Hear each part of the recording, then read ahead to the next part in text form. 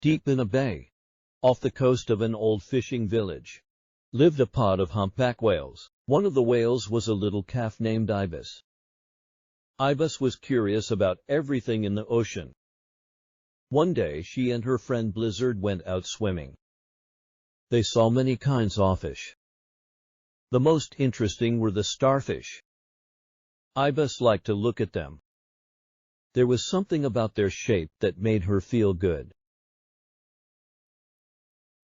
As Ibis and Blizzard were drifting over a reef, they heard a strange humming noise.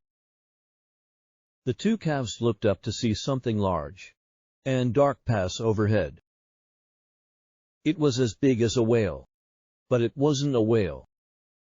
The calves were frightened. They had never seen a boat before. They swam back to their mothers. The next day, Ibis went back to the reef. It was not long before another boat came along. Again, Ibis was scared. But she was curious, too. She forced herself to swim to the surface. In the cool, hazy air, she saw several faces watching her. They did not look scary. In fact, they looked very friendly. Ibis liked them. In the months that followed, Ibis and her friends lost their fear of boats. Boats came in many sizes and shapes, and the people in them always seemed to enjoy seeing the little whales. As Ibis grew up, she learned more about the sea. She knew what kinds of sharks to avoid, what food was the tastiest, and, best of all, where to find the most dazzling starfish. Ibis never got tired of looking at starfish. People and their boats became a part of her life. Whenever a boat passed overhead, she swam to the top to say hello. One evening, Ibis and Blizzard saw a school of fish swimming around the bottom of a ship. Maybe there was something good up there to eat. They went to find out. Suddenly, Ibis was caught in a fishing net. She fought to get free. But the more she struggled, the more tangled up she became. Finally she broke loose, but part of the net was caught in her mouth and wrapped around her tail. Blizzard swam off to find help. Ibis was confused and hurt. She wanted to get away, far from people and their boats and nets.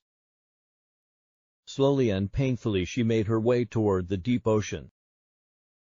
Many weeks passed, and Ibis grew very ill. The net in her mouth made it hard for her to eat.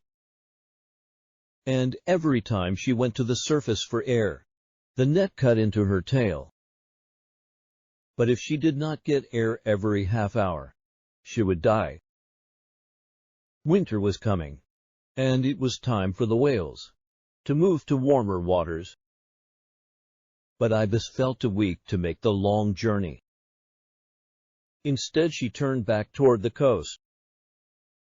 It was so hard for her to swim, she could barely keep moving. Ibis was about to give up. Then she saw a familiar shape. It was Blizzard. Blizzard saw that Ibis needed help. Gently Blizzard pushed her to the surface so she could breathe. Suddenly, the water was filled with the sounds of boat engines. The whales saw two small rafts and a boat circling them. Blizzard and Ibis tried to get away fast. But Ibis was not quick enough. The boats rushed toward her before she could dive. The people in the boats began to attach large floats to the pieces of net that were hurting Ibis. Blizzard stayed nearby, circling the boats nervously. Because of the floats, Ibis could not dive. She began to panic, but she did not have the strength to fight. When the boats came in closer, a person reached into the water. Ibis stared at the person's hand. The hand reminded her of something she loved very much. She began to feel better. Soon many hands dipped into the water. Ibis felt them tugging at the lines of the net. Moments later the lines fell away, and she was free. Ibis blew a big spout from her blowhole as if to say, "Thank you. Thank you." Then she dived deep into the water. For the first time in many weeks, she felt no pain. She felt wonderful. Blizzard joined her.